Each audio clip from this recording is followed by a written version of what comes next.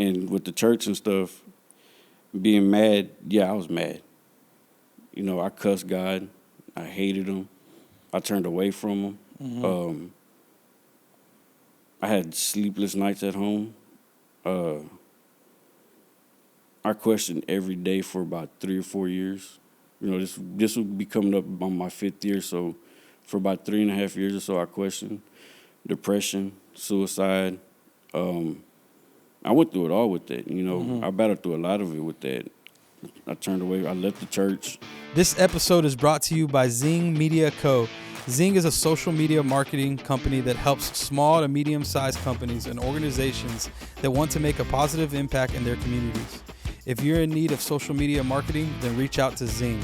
Contact the team at zingmediaco.com. Hey everyone, my name is George Originales. I'm the executive producer of Saved and Tatted and the creator of Radio Faith. If you've been following Charles and the Saved and Tatted show for a while, then you know that this show used to be on the Radio Faith YouTube channel. But you're here now and you see that Saved and Tatted has its own channel. Saved and Tatted is still part of the Radio Faith family, but Charles and I have been planning some new things for SNT, which means it's going to grow and it needs its own digital space. Also, Radio Faith is making plans to produce 2 new shows, which will be part of the Radio Faith family alongside SNT. I'll tell you more about those 2 new shows at the end of this episode. Thanks for taking the time to check out Saved and Tatted. If you haven't already, please subscribe to the channel and click the bell to be notified when new episodes drop. Go ahead and let us know what you think about this episode in the comment section. And if you think someone else needs to check it out, then click the share button and send them the link. Thanks again for checking out the episode. Now I'm going to stop talking because I know you're here to listen to Charles. God bless.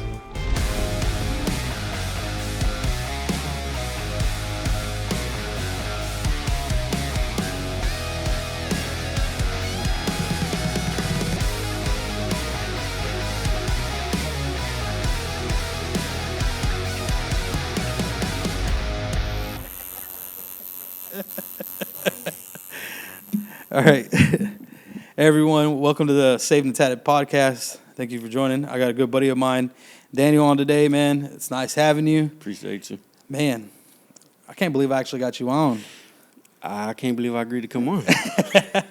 No, man, but I'm excited, man. I'm really excited on, what you, the story you got, your testimony and stuff like that. I think it's going to really affect and touch the lives of a lot of people. I've been wanting to get your story out there for a while. Me and you, we met, again, just like a lot of other people, 4 years ago at our last church? About It was 5? 2017 or something, around there. Around the time the Astros won the World Series. Yeah. you know. And look, we're They're about doing to win it podcast, again, and bro. We're going to win it again. Man, look at that. Look at God. No, but that, man, you and Sonia, y'all, we've been friends with y'all for a while and everything like that. So we've actually know a little bit of your story and stuff. But there's people who go to our church and people who I think will be affected by, what you have to say and stuff. One of the things that I wanted to talk to you about was, of course, you losing your hand, man. Yeah. So I know that was an abrupt thing. That wasn't anything that was like you saw coming or anything Yeah, like definitely not, man. So I remember it was a Monday, March 19, 2018, around 7:30 in the morning. I'm at work. Me and Buddy were working, and I was in a situation where I shouldn't have been in, but I had been in multiple times at my job. And it was one of those things, you do it so much that you don't think about it until it actually bites you. So I was kneeled down on one knee, and I had my arm up a cylinder, and I was trying to look for some locks and stuff that's inside it. And little did I know the guy I was working with, he was still going up on the crane, but I couldn't hear the crane, so I didn't know. But as I was coming out, and mind you, I'm about shoulder deep inside of it, as I'm coming out, it gave way, and 1,200 pounds came crushing down on my arm. Golly. Yeah, it was about right in this area. So, yeah, and of course, just screaming and yelling. Oh, I bet, dude. Get this effing thing off of me. And that's a lot of weight coming down. What did you feel it? Like, was it? Or was it just the? I think I just went in straight shock. Yeah. Because when it happened, I'm looking down. I'm like, I can't see my hand. Like it was 1,200 pounds just straight on me, and I'm just like, whoa. It was still attached though at that time, right? At that point, I didn't know Okay. because, like I said, I couldn't see it. So it took them about 10 minutes to get the cylinder off of me. Oh wow! So you Yeah, were so stuck I like was that? I was stuck for about a good 5-10 minutes. Golly. It felt like forever. I bet. But once they finally got it off, I actually grabbed my hand, and my hand was balled in a fist, and I could feel like in that hand, but wasn't nothing really attached, but maybe a couple ligaments and some skin. And at that point, I'm like straight shocked. Wow. And I remember that whole day. Like, I could sit here and tell you the whole day. There's some stuff that I said that I probably shouldn't have said that day, too. It was some hilarious stuff, but we're not going to go into that one. It was to some nurses, and it was funny. But, yeah, they got the ambulance there, and, paramedics, they started drugging me up, and, dude, I was pretty high. I bet you got to be, man. Yeah, Boy. They started shooting some stuff up my nose, and it burned and tasted nasty. It was What? yeah, it was crazy.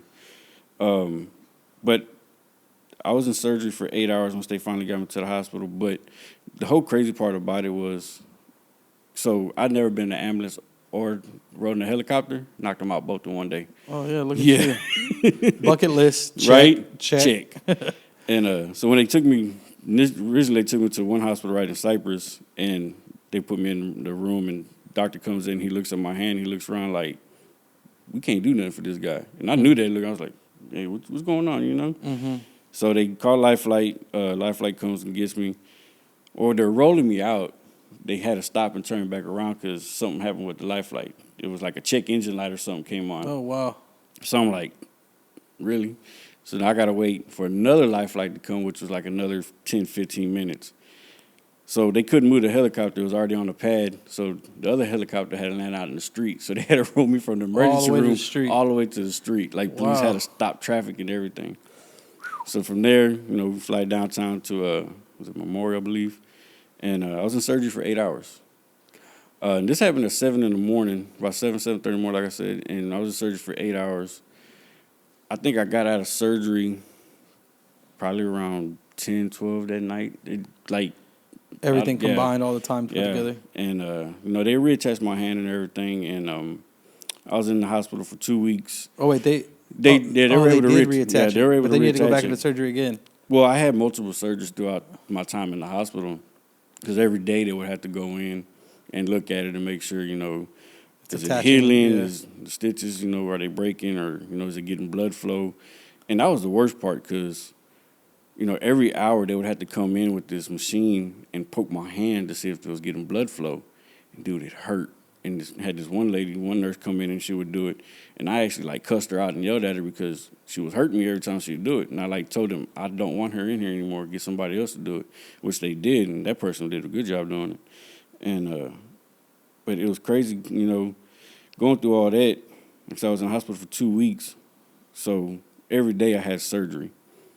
So I'm going countless days without sleep. Man. I might get 45 minutes of sleep. Might get a couple hours, because when you're in the hospital, you don't have appointments. It's when they can get you in. Yeah. So I'm going a day or two without eating. I might get some sleep. I might not. I lost 25 pounds while I was in there. Just all the medicine and sweating and everything I was going through. Well, it came down to the end of the first week, and, went in to do one of the surgeries again. Doctor comes back, after I'm back in my room and stuff, and he's like, hey, we got two options. We can continue, try to save it and risk kidney failure, or we can amputate it. I looked at the doctor straight in his eyes and said, you could have cut it off when I was in there, now I got to go back. Yeah. And he kind of just looked at me and I was like, yeah, I'm tired of going in and out of surgery, dude. Because, wear and tear on your body and then not being able to sleep, too. you have no idea. So we ended up going and amputating it, and that was the second week I was in the hospital to heal from that and everything. And I'd say it, I was mad for a long time, but as time went on, man, it did something to me. I had to break some walls down while I was in the hospital that I never thought I could break. I had to swallow my pride. It humbled the crap out of me. Because I had to have this older black lady come and give me a sponge bath. Here I am, a grown man. Yeah. I could bathe myself. Well, not right now, you know. So I'm like, hey, man, you know, we got to swallow your pride on this one. It got to happen. You know, my wife was in there, you know. She did my private areas, of course, you know. But, you know, the lady, she made it so comfortable for me to, and so easy for me to allow her to do that because who she was. Yeah. You know, it's okay, baby. You know, you got this. We're going to be all right, you know. And it made me feel good. You know, she made me feel comfortable and confident that, hey, we're good, you know. Yeah. So, you know, that went on. And, you know, of course, with all the nurses and everything, it was a transition for me to change who I was because at that time I had a big wall up, hard shell around me. I didn't let a lot of things, you know, out, you know. But I think one of the, I wouldn't say the worst days, but one of the most realistic days I had was the day I got discharged from the hospital. Because you do stuff on your own. It wasn't even that. It was the fact that, because of course, you know, when you have surgeries and stuff, they have to wheel you out in a wheelchair. When they put me in the wheelchair and turned around and I looked back in my room, I broke down. And I told you I was going to be the first person on your show to cry. It's all right, man. But I broke down, dude, because it hit me. I'm going home, and now I got to do this by myself. Mm-hmm. You know, not thinking I have my wife. You know, I still have my family who was with me the whole entire time. The whole time I was in the hospital, my wife was there by my side. Mm-hmm. My mom was there by my side. My sister was there. My nephew came to see me. My daughter came to see me. My manager at the time at my job, he even busted in the whole crew from work to come visit me. Wow. You know, and I had engineers come see me that I was close with. The day I went home was probably the hardest day for me because reality hit. Like, yeah, you don't have a hand anymore. Oh, man. You know, so it took, that day was hectic, you know. I cried probably all the way to the car, you know what I'm saying? Like, or at least getting out of the hospital, you know, I was just like, I bet. I don't know what I'm going to do, you know what I'm saying? You know, and when all this happened, you were involved at church. You were at church. Mm-hmm. You were serving on the security team, right? Yeah. On the Guardians. So you were doing all that. At any point, which I'm sure I shouldn't even have to ask this, but at some point in there, did you question what was happening and why me? Why did this have to happen? I mean, did your not necessarily your faith get, you know, well, I'm sure it got jolted from what was happening, or did you not even have time to process all that? I think a lot of it came to me during the months I was sitting at home because I was at home for 7 months. Yeah, and so my first 2 weeks at home, I ended up having to go back and having like an eighth surgery because the stitches broke, and I actually saw my bone. What? Yeah, we were getting ready to clean it and switch the bandages on it, and I saw my bone. And I was like, "Whoa, I'm not supposed to see that." You know, my skin was black. Oh, it was man, deteriorating. So I had to go back in and have surgery. And but and I got a crazy story about that because this is one area that I had a conversation with myself, like, you know, there's something that needs to change. So I go to the doctor, and they see the arm or whatever, and, you know, immediately they send me to go get scheduled for surgery. As I'm sitting there waiting in the lobby, there's this gentleman strolling his baby on the opposite side, and he's just staring at me. And at this time, I'm in, like, negative mindset, you know. And I just got up, and I was like, what the F you looking at? And he looked at me, and I'm like, yeah, you. And my wife was like, Danny, you can't be doing that. You got to be chilling out. And I was like, you know, I let it kind of go. And after the whole process of the surgery and then come back home, that's when, like, reality hit. Like, hey, dude, you can't be doing that stuff. You know what I'm saying? Mm-hmm. People, you're different. You know, you don't have two hands. People are going to look at you. They got questions, you know, what happened, what's going on, you know. And that part was the hard transition, was being stared at. Because, I mean, that didn't happen beforehand. Yeah. Yeah. You know, I don't have a hand. Why are you looking at me? I'm no different than you. I'm just missing a hand. Like, don't stare at me. Mm-hmm. You know, I don't need that, you know. Well, my mindset was, if this, you know, I still want to fight, even though I only got one hand, you know. But back to going, coming home and everything, and with the church and stuff, being mad. Yeah, I was mad. I cussed God. I hated him. I turned away from him. Mm-hmm. I had sleepless nights at home. I questioned every day for about 3 or 4 years. This will be coming up on my 5th year, so for about 3.5 years or so, I questioned depression, suicide. I went through it all with that. Mm-hmm. I battled through a lot of it with that. I turned away. I left the church. For personal other reasons, I left the church, but that was kind of part of it too. Because my mindset was just, you did this to me. Yeah. Why? What did I do to deserve this? I've been serving you faithfully. We tithe, we serve the church, we serve the community. I do everything I'm supposed to do. Yeah. Why this? What did I do? And of course, you're never going to get the answer. Yeah. At least not now. Yeah. So it took a big toll on me, man. Like I said, I battled with depression for almost 3.5 years, And I think I would think that anyone who would deal with something like that or something tragic or crazy like that would have those questions. Like those are going to be questions that I think anyone would ask. I think, me personally, I would think that, my faith would be altered, even, not comparing the same situation whatsoever, but even like with something that was big in my life was my mom passing away. Yeah.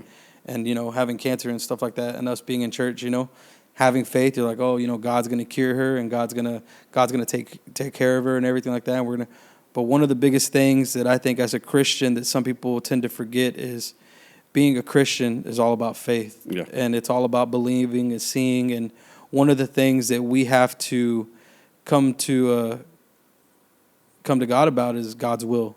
Like God's will is over everything. It's your life, my life, but God's will. And I think that's something that a lot of people have trouble overcoming when big things like this happen in someone's life. I definitely did. I definitely did. And I the reaction you had is a reaction I would assume that anyone would have. Maybe some other people may think differently, but I would certainly see that as something that would definitely jolt my faith and my walk and stuff like that. I mean, you're back in church now. Yeah, it took a while. It took a while, man. I think I got to a point in my life where, because I got back to drinking real heavy. Mm-hmm. I wasn't going out partying or anything. It's something I just didn't do. But I would sit at home and I would just drink. Friday, Saturdays, even on Sundays, sometimes during the week, I just drink. And it got bad, and the depression was getting worse. Mm-hmm. I cut a lot of people out of my life. I cut you and your wife out. Yeah. I cut a lot of good friends out. I crawled back into that box, that shell where I didn't want to let nobody in, because I knew if I did, they'd be trying to help me. Yeah. And I didn't want that You help. didn't want that, yeah. I wanted to do it on my own. But at the time, I really didn't even care, though. You didn't want people to have pity for you. Yeah, that too. That was a big thing. I didn't want nobody to have pity for me, because here again, I'm a grown man. Yeah. I don't need your pity. I don't need you to feel sorry for me. I don't want you to feel sorry for me. It happened. It is what it is. I have another hand. I can still live life. But do you think at that time you felt sorry for yourself? Like, I know you didn't want people to have pity on you, but at some point in there, did you think, man, well, you're having pity on yourself at the same time? I think what it was is, what now? What's to come? Am I going to be able to work? Oh, yeah. Am I going to be able to go back to work? Like, those were the questions. How am I going to pay bills? How am I going to provide for my wife and my daughter? Who's going to want to hire a man with one hand? Those were the questions, And the more I asked, the deeper I went down that hole, Man. And I think what really got me is when, what made me feel better is because my manager ended up calling me. He was like, hey, I want you to come back, so when you're ready, let me know. Oh, that's good. And that made me feel good at the time, you know? Some positivity. Yeah, definitely. Because all right, now I know I got a guaranteed paycheck again. Mm-hmm. You know? I ain't got to worry about that part anymore. When I got back to work, it was, can I do my job now? Mm-hmm.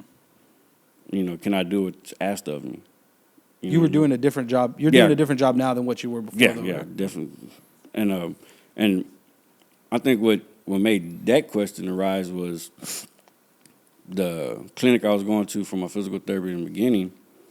They had a little class where a bunch of amputees get together, and there's a amputee guy that worked for a lawyer, and he was an amputee himself, and he'd come in and, you know, answer questions about stuff like that. You know, does a job have to keep you there? If you can't do your job, do they have to find you a different position and stuff? And he flat out said in Texas, they don't. They can fire you if you can't do the job that they have you assigned to. And I went back to work with that on my mind daily. Like, Man. You know, if I can't do this. Paranoia is back. Yeah, you know, they can fire me. So here we go. Daniel slipping back into depression. You know, that negative mindset came back, you know. But once I realized all that and, like, I caught myself, I told my wife, I was like, we need to get back into church. I said, because I feel it. I'm going back to who I was, and I don't want to be that person anymore. Yeah. I think that's everyone's thing, man. You like, people ask all the time, you know, people who were part of my life before I started going to church, they ask, you know, why'd you change? Like, why are you going to church and everything? And it's always, I've seen my life with God. I've seen my life without God. Definitely. I've struggled with God. I've struggled without God. And I never want to struggle or be without God again. Because that's difficult, man. That's hard. It is, man. And that's just going through simple things like, oh, I can't pay my bills. Oh, I drank too much and I feel bad and all this stuff and everything. It's not even dealing with big things like that. Yeah. So I can only imagine the type of stuff that was on your shoulders having to deal with life-changing things like that, man. Yeah, it's a big change, man, because, you know, I was dominant right-handed, you know. So I had to learn how to learn how to do everything with my left. You know, from tying my shoes to dressing myself with one hand, you know. Wow, I didn't even think about that. Cutting my yard, weed eating, you know. Again, back at work, trying to learn how to do things with one hand and, you know, use my prosthetic at work and stuff like that. Mm-hmm. You know, and that took a toll, too, because it was like the frustration kick in if I couldn't do it right. Yeah. You know, and then it goes back to not being able to do my job right. Yeah. You know, so I battled with all that for almost 3.5 years. You know? Because I remember we talked that at breakfast the other day. Yeah. You had said about how, what was it, you were washing your dog or cutting the grass and your prosthetic kept messing up because it was getting wet. Yeah, I was building some shelves inside my shed. Yeah. And, you know, when it gets hot and stuff, my arm messes up and, you know, it doesn't work right. It has a mind of its own and starts going crazy. Well, I just took the whole thing off and I chunked it. You know, I just threw it in the ground. And I'm like, yeah, whatever, forget it. You know, but the frustration of being the situation I'm in, you know, I had to learn how to deal with it, but I also learned how to overcome it, though. Yeah. And that was when I came back to God. Mm-hmm. You know, I went to another church prior to being at the one I'm at now, and that helped, you know. Mm-hmm. COVID hit, started doing church at home on TV. Mm-hmm. Well, you know, drinking got a little heavy again. You know, get away from the church environment, you kind of like, I don't feel like doing this. Yeah. You know, so, you know, and that was my last slip was, you know, diving into depression again. And that's when I really caught it. Like, no, we got to go. You know, I'm going back to that person again. I can't do that, you know. Yeah. I have too much on the line, you know. That's good. My daughter she was a freshman in college, you know. We had just caught up on all our bills. You know, we were out of debt. You know, I had things to be happy for, but I wasn't happy. You were still missing something. Yeah, you know. And you knew what it was. And when I got back into church, you know, me and my wife decided to come back, little by little, you started seeing things change, you know. I was smiling more, and it wasn't a fake smile, you know. Genuine. You know, we were happy again, you know, because we went through a lot, you know. It took a toll on y'all too? Yeah, definitely. And it was a lot of my fault, though, you know. You were taking a lot out of it on her? Yeah, or? yeah. Because, you know, there would be times where early on I would take a bath, she would have to help me, you know. And she would crack a joke, but I didn't take it as a joke because I was in that mindset. And I would get mad and be like, it's not funny. You know, she would, you know, break down and cry like, why are you acting like this? Like, because you don't know what I'm going through. And she would be like, but you don't know what I'm going through. And she was right. I never thought about her feelings. I always thought about myself. Yeah. You know, I got real selfish, you know. And when she told me that, dude, I stopped and I was just like, again, I had that conversation with myself, like, dude, we can't be doing this. You know, you might have lost your hand, but it affects everybody else around you. You know, everybody else is hurting because of it, you know. Yeah. And I never stopped to think about that. So losing my hand was probably one of the best things that happened to me. Wow. Because, one, it humbled me. It made me appreciate the people in my life more. Wow, it made me appreciate my wife more, you know. It allowed me to swallow my pride and allow people in to help me, you know. That's good, dude. God, I mean, it just so much changed, you know. Yeah. I can go for days of the things that are different, you know. And you can't put that on anything else but God. Because, Yeah. I mean, how often are you going to see something like that happen, something that changes your life, and you be able to say, it's probably the greatest thing that's ever happened to me, You know, and I tell people, man, yeah, I got one hand, man, but, you know, I'm still alive. Yeah. You know, I could have died that day because of how much I bled out, you know. When I got to the hospital and after surgery, they had to give me like 3 quarts of blood, you know, because I had bled out so much. And, you know, so, you know, today I still have, like, there's days I still get frustrated. You know, I still have my days. But I know now how to control myself. I know how to, all right, let's step back, let's reassess what we're doing, you know. And we can figure it out now. You know, we've been doing this for almost 4 years, you know. 2018 wasn't that long ago. You know, here we're going into 2023, you know, we know how to do things now. You know, we know how to, you know, this is conversations I have with myself, you know, so, but to me, it definitely was a blessing because, like I said, it just made me appreciate things so much more. It took time, though, to be able to get back into that. Yeah. And did it take, I mean, did the fact of because, I mean, we go to church together. You go to church with me on purpose. Did you come into the church, did you come already prepared to talk about what was happening or people asking questions? Like, did you come with an open heart or were you like, you know what, I'm just going to come, sit down, get filled up, go home kind of thing? Or did that change like over time? Well, you know, I think over the years it became the norm to me, you know, for people to ask what happened. Because I got to a point where I was like, if you're going to look at me, ask. Don't just stare at me. I have no problem telling you what happened. I have no problem telling you my story or what happened to me, you know. Just don't stare at me like I'm some kind of object.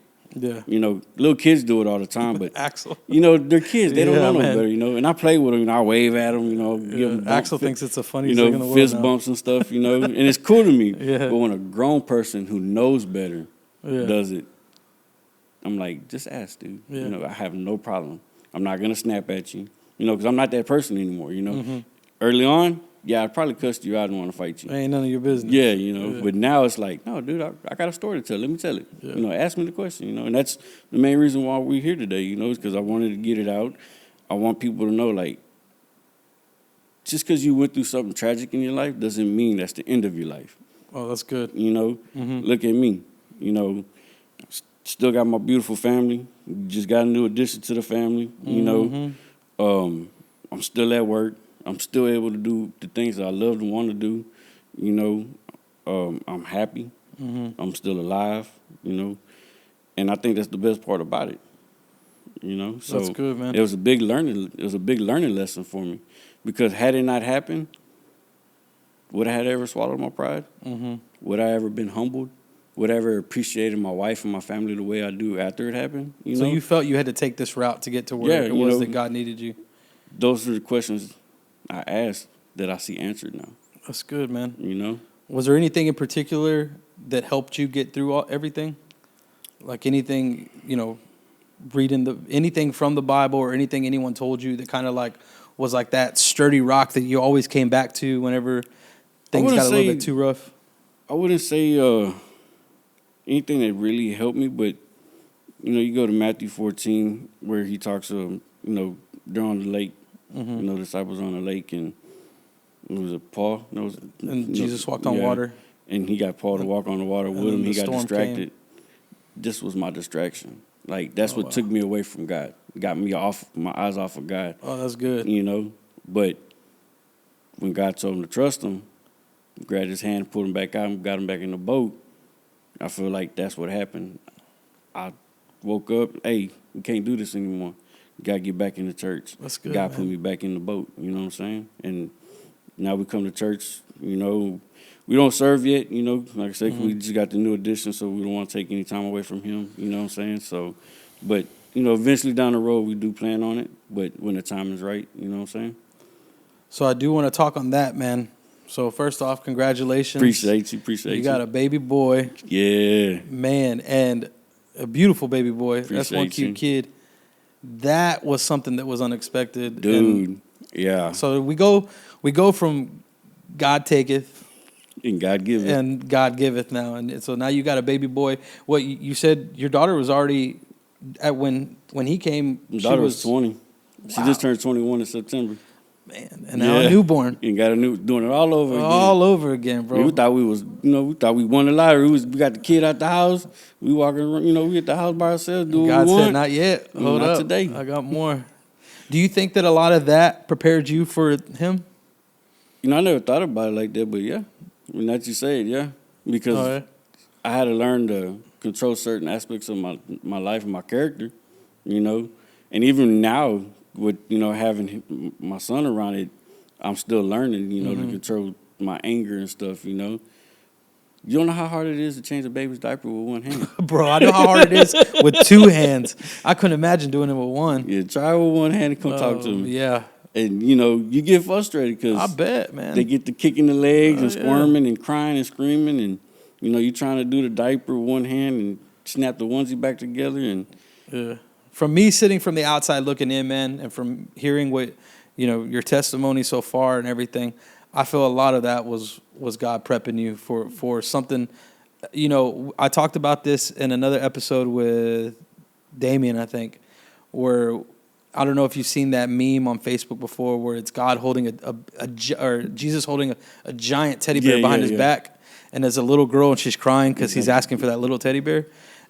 I see that in your story, that God wanted to take a little something, but he's giving you something so much better. And it's crazy, man. My wife, we had talked about having kids, before the accident. And, we had talked about kids, during the past 3-4 years. And I got to the point where I was already like, we've been together so long, if it don't happen, it don't happen.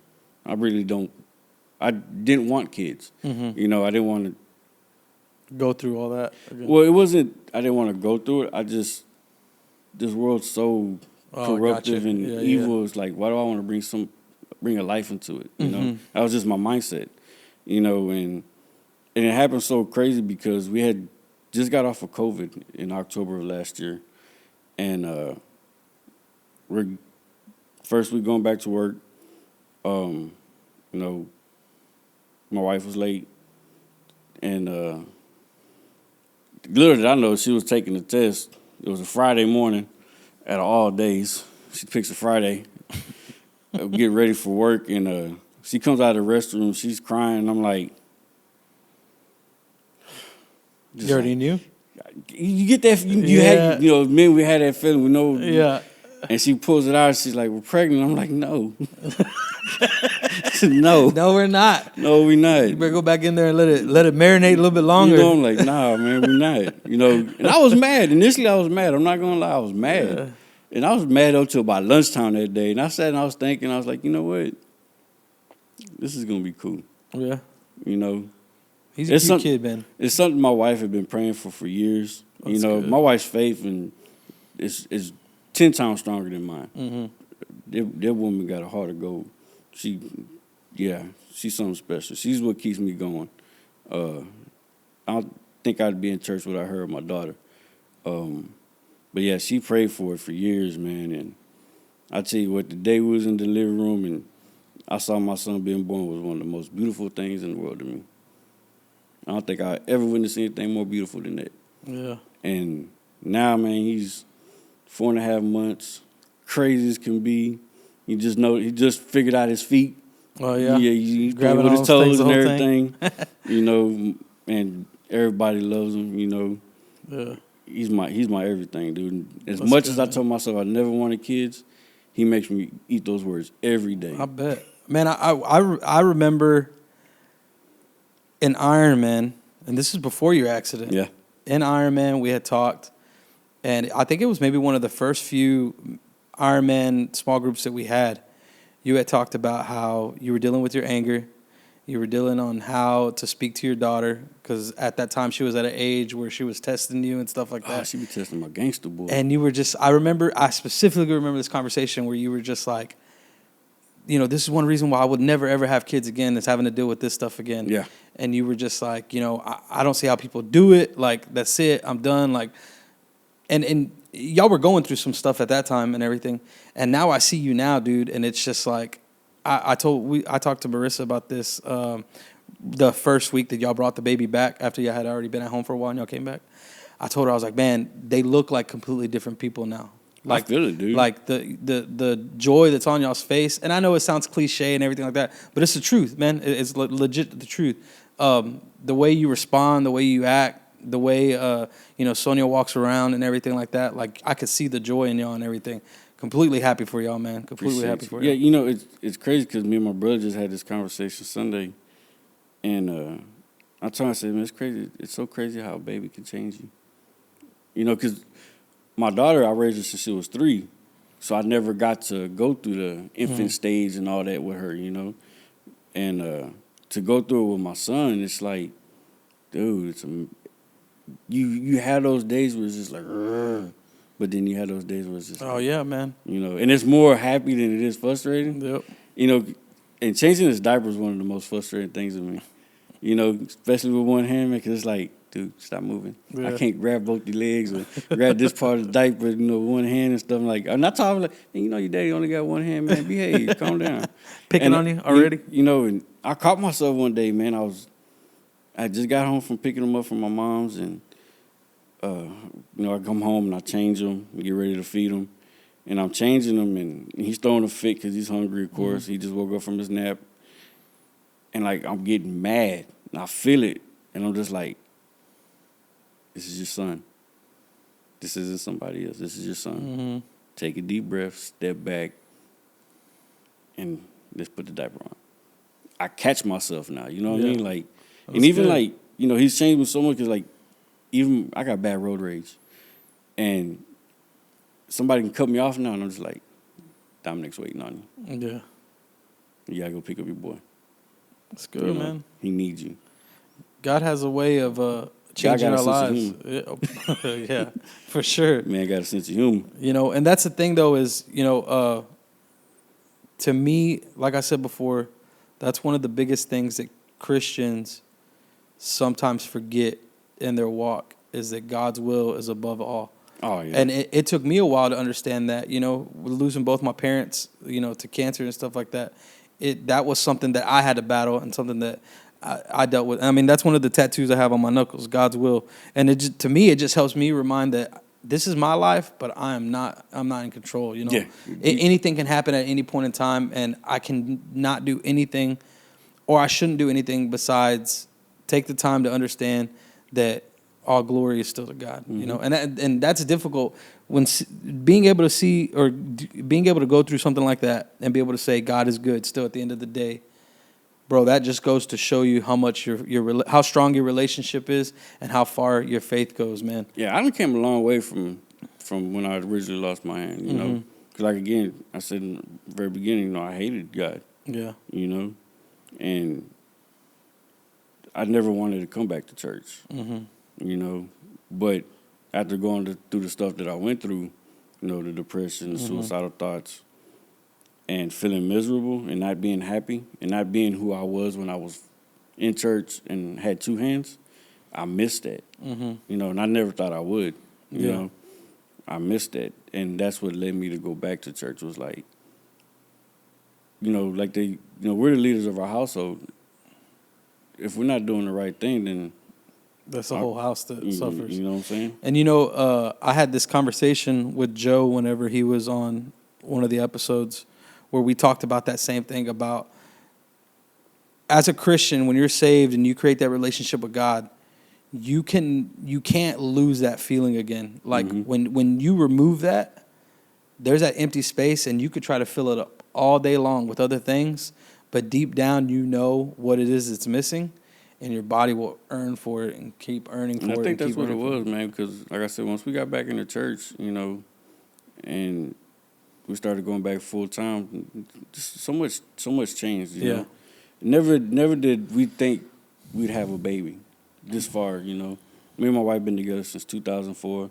We got married in 2008. Wow. And here we are, 2022, with a 4.5-month-old baby and a daughter that just turned 21. Look at God. You know, so it's everything came full circle. Yeah. You know, and now it's like baby number 2 on the way. You know, we're gonna work on number 2. You know, so but yeah, man, I love it, man. You know, it's good. It brings so much joy to my heart and my family. Well, we see it. I mean, we see it, man. Yeah, it's definitely a blessing. That's good, man. Wow, man, I appreciate you being on the being on the podcast. I appreciate you being vulnerable, telling your story, your testimony, man. I think that's one of the biggest things that Christians have to disciple is their testimony, and you have a strong one, man. So I appreciate you sharing that with people and everything. I appreciate you giving me the opportunity, man. Of course, man. Is there anything else you want to share or, you know, let people know? You know. So I'm not this type of Christian to tell you need to go to church. That's solely up for you to do. But it helps. Yeah. I wouldn't be on this stage today if it wasn't. You know, good. I wouldn't be vulnerable. This is out of my comfort zone, dude. I don't do stuff like this. Yeah. You know, I don't talk in front of people. I didn't know if I was gonna be able to get you on here, man. You know, we joked about it that one day. You know, and I was like, nah, I ain't doing it. Yeah. But it's so funny how it stayed in my head, and I was like, no, we need to do it. That's good, man. But no, the only thing I can say is, if you're going through something tragic, definitely turn to God for it. That's good. Because He will see you through it. You know, and to me, that's. I posted a video earlier on Facebook today about that. You know, God, I need you. You know, I tried to do it on my own, and I couldn't. I'm surrendering my life to you. You know, I can't do it without you. And I literally, that's my life. That's how I was. That's your story. Going through losing my hand. You know, I thought I could do it on my own. I didn't want no help. At the end of the day, God told me, no, come back home. That's good. Here I am. 100. That's good. Well, I'm going to pray us out, man. Heavenly Father, we come to you today, and I just want to give you thanks. I want to give you thanks for the friendship that I have with Daniel, God, for being able to witness and see his testimony unfold. I thank you for this platform, for him being able to have a stage to tell his testimony and be able to touch the lives of those who are dealing with life-changing things, God. Although this may be our lives, God, your will surpasses it all, God, and we give it all to you. We thank you for this day. We thank you for always being there for us, for always being forever loving, and for always having grace towards us, for being with us at the times that we don't want to be with you, God. We thank you for holding strong onto us. We thank you for covering us with a blanket of protection and love, God, and that we know that regardless whatever may happen in our lives, that if we turn our backs to you, that you will always be there waiting for us to turn back around, God. We ask that you be with those that are listening. May you be with those that may be going through something difficult in their lives right now, that you give them the courage and the strength to continue to push forward. I thank you for Daniel coming on. I ask that you continue to be a blessing in him and Sonia's life, God. May you watch over his children. May you continue to be a part of their lives, God. And may you allow his testimony not just to affect those strangers or those listening, but as well as his kids. I thank you for everything it is that you do. We give it all to you. We pray this in your almighty name. Amen. Amen. I appreciate it, brother. It was good having you. Oh, yeah. we didn't even get a chance to talk about your tattoos, but I can tell you right now, people can see them. They all over your legs. Oh, I got a little something. Yeah, you I got a got little something on my something. back you can't see, but Maybe after the Astros get this W, we'll go get some World Series tattoos. you can come back for a part 2. Yeah. We'll talk about tattoos. Appreciate it, man. Appreciate you.